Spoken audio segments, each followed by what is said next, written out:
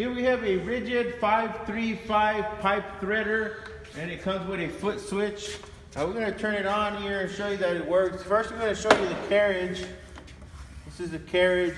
Here's your reamer. Here's your die head. And this is your pipe cutter. Okay, so we'll go ahead and turn it on here. We'll go to reverse first.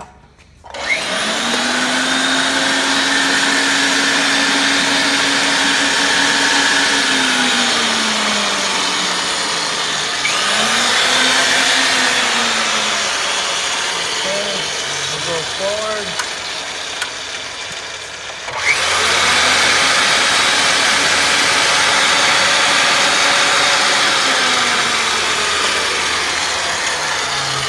And you can kind of see the oil coming through as well.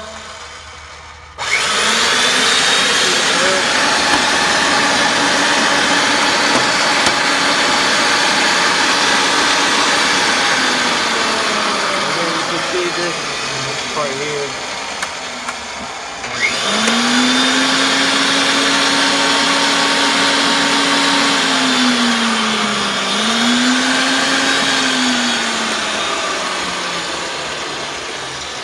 That is the Ridgid 535 pipe threader.